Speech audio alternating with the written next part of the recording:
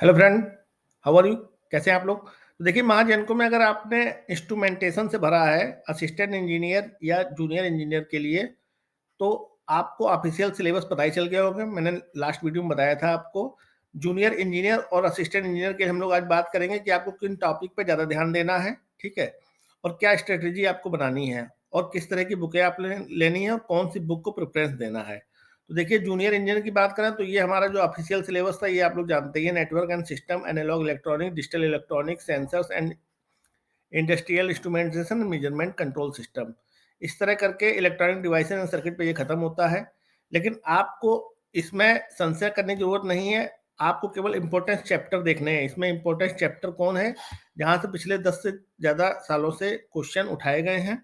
तो network and system, digital electronics, electronic devices and circuit, control system, micro processor and micro controller, इस पे आपको command करनी है। इसका आपको अच्छी तरह से रिवीजन करना है।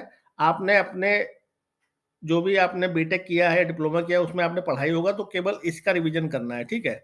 क्योंकि 120 क्वेश्चन जो है वो आपसे सब्जेक्ट से पूछे जाएंगे जो आपकी ब्रांच है। यानी इंस्ट्रूमेंटेशन की बात कर रहे हैं तो इंस्ट्रूमेंटेशन से 120 नंबर के पूछे जाएंगे, 60 क्वेश्चन होंगे।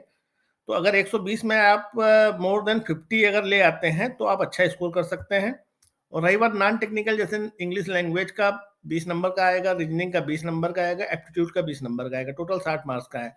तो इस पे आपको अभी ज़्यादा ध्यान नहीं देना है। पेपर से 3-4 दिन पहले मैं आपको प्रैक्टिस बुक बता दूंगा, उसको जाके आप देख सकते हैं, इंटरनेट पर खुद सर्च कर सकते हैं, ठीक है?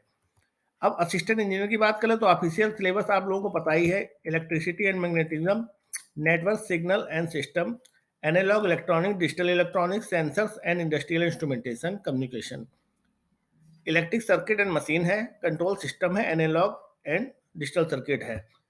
अब इसमें जो जंजाल है, इसमें केवल आपको हाई इंपॉर्टेंस टॉपिक पे ध्यान देना है।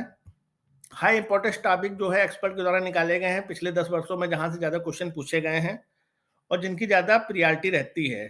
तो नेटवर्क सिग्नल एंड सिस्टम पे आपको ध्यान देना है, इलेक्ट्रोमैग्नेटिक्स पे ध्यान देना है, एनालॉग एंड डिजिटल सर्किट पे ध्यान देना है, control system, electric circuit and machine, analogue and digital circuit जो बता चुका हूं।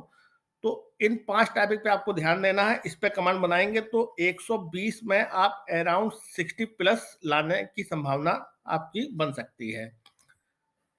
सिलेक्शन फॉर बेस्ट बुक के लिए आप डिस्कशन में जा सकते हैं।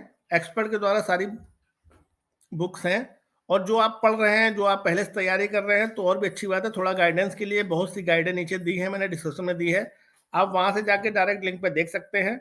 अगर आपको मंगानी है तो वहां से मंगा भी सकते हैं। चैनल पे आप पहली बार आए हैं, आपको लगता है कि इस तरह की जानकारी आपके लिए एग्जाम के उससे पॉइंट ऑफ व्यू से सही है तो आप चैनल को सब्सक्राइब कर दीजिए। मिलते हैं नेक्स्ट वीडियो में इसी तरह और भी अच्छी जानकारी के साथ। जय हिंद, जय भारत।